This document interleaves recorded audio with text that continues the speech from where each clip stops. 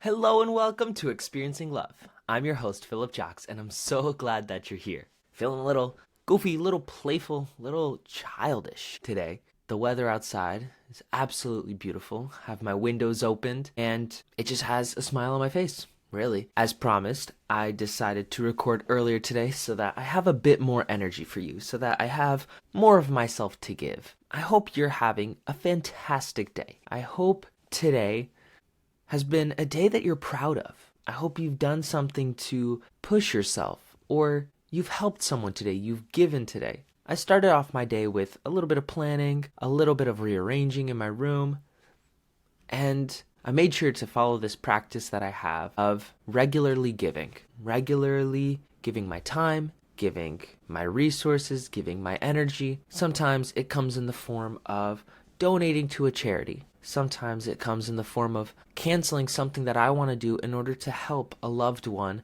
with something that they have to do. Sometimes it comes in the form of just picking up a piece of trash off the street, off the sidewalk, and putting it in the garbage in the recycling bin that's 20, 30 feet away. In order to give, in order to make your corner of the world better than you found it, you don't have to go that far. You don't have to do the most. Because if everybody in the world just did a little thing every single day, you'd be surprised at the impact it would have on the entire world. And I want you to start small because starting small is a lot less intimidating. It's less scary.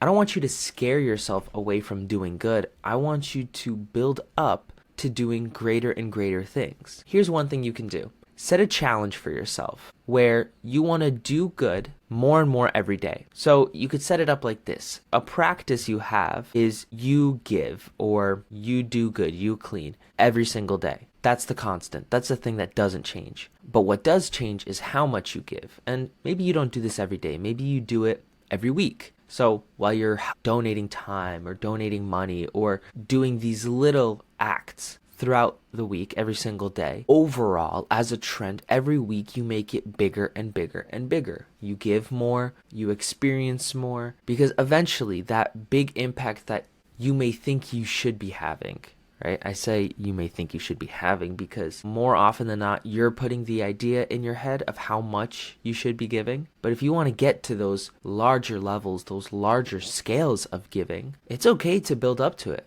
It's okay not to know how to do it immediately. It's okay to learn along the way, to make progress. One thing I know for sure is that real happiness doesn't come from achievement and doesn't come from reaching a destination. It actually comes from progress. It comes from being better than you were yesterday. So with this strategy, with this method, you can improve a little bit every day. That means you stay happy longer, and that encourages you to keep going.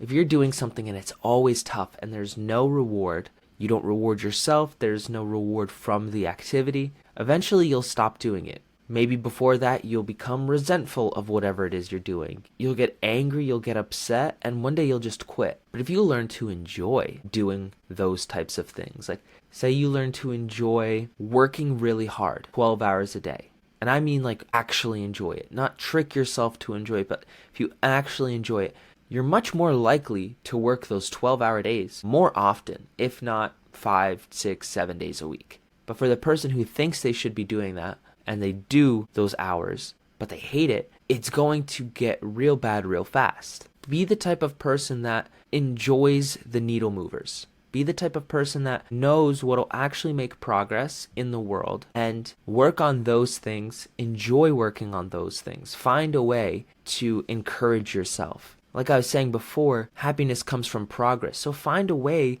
to make progress in the thing you want to do. Find a way to embrace change, right? Start small with whatever you want to do and build up. Build up. See the progress. Celebrate that progress. I feel like that's a really important thing to add as well. Make sure you celebrate. Every single time you give, every single time you do good, you help someone. Celebrate yourself. Don't do it for their celebrations. Don't do it so that they have to thank you. No, do it so that you can thank yourself. When I do the many things that I do, it's so that I could come to my room by myself and say, good job, Philip. Thank you for helping that person. Thank you for reaching out. Thank you for talking to them. Thank you for giving them a compliment. It's like this mentality of do more thankless jobs, yet thank yourself for them. When you learn to do things like that, when you learn to do things you might not initially enjoy, and then you start to enjoy them, you'll find growth to be a natural side effect. It'll almost be impossible not to grow through this process. And you know me. You know I'm all about growth. I'm all about learning. I'm all about change. I'm all about embracing discomfort, because it's not about not feeling discomfort. It's not about not feeling scared. It's not about not experiencing change. It's about acknowledging when they're in front of you and embracing it, allowing it, loving it, really. Everything I share is all about different forms of love. Love for yourself, love for your relationships, love for your mission and what you do. The more love you have in the world, the more you experience, the more you share, the more it comes back to you. Love is one of the few things that the more you give, the more you get. It's like working out at the gym, and you have to expend your energy. You have to use it to push heavy things, right? To run faster, to train harder, so that your muscles can grow more later, so that you have more power and more energy to use for training later. Do that with love. Love someone so that you get the returns from love. You feel happy.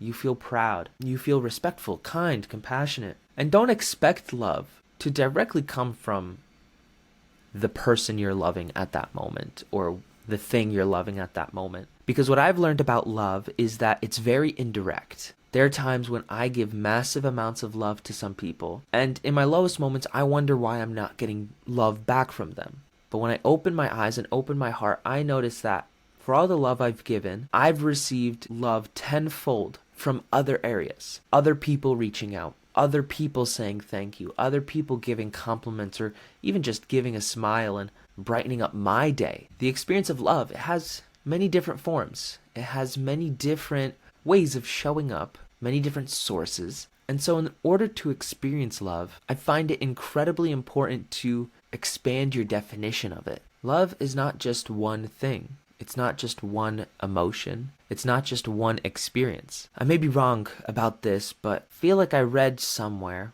or heard somewhere that there's over 30 words for the word love used to define different situations, different scenarios, different relationships, really. And that tells me so much, because in English, it's really just the word love, right? I love you, my brother loves his wife, my sister loves her husband, my dad loves my mom. You know, there's these relationships that we have with love, but they have more words to define different types of love.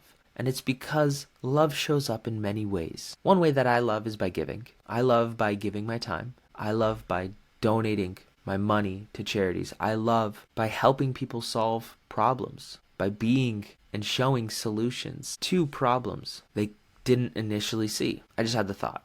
If I was asked the question, if there's anything I would want in the world, what would I want? My brain went to more love. And I was okay, what does that mean? I guess I want to see more love. And that reminds me of one of my tenets, one of my core principles that I follow, which is to see more smiles, give more smiles, which means to see more love, give more love. Whatever I want to see out in the world, whatever I want to experience, it starts with me. It starts with me being the change. It starts with me giving whatever it is I want to get. If I want to receive more money in my life, I really do need to practice giving more money. If I want to receive more love in my life, I really need to practice giving more love. And it's important to be specific. It's important to be clear on what you mean. So when I say love from other people, what does that mean? Well, do I want attention? Like, do I want them to notice me? Well then, if that's the case, it's my job to notice other people first. It's my job to reach out to them. Maybe I want more quality time. Perfect. Well, what you have to do is spend quality time with other people first. Offer to spend time with them. Invite them out. Go do activities. Whatever you want to see out in this world is up for grabs. But sometimes it'll only show up when you're ready to give more. So at the end of the day, if there's anything that you took away from this, or anything that I wished you would take away from this, it would be to expand your definition of love and give more wherever you can. Keep your own cup full, right? Make sure you're doing it for you. Your love is your love to give. And if you want more love, give more love. So with that being said, I hope you have a great rest of your day. I hope this was a great reminder for you on how you can love more in the world. And with all this talk about love, just remember to always fill up with the love. And I look forward to seeing you in the next one. I love you.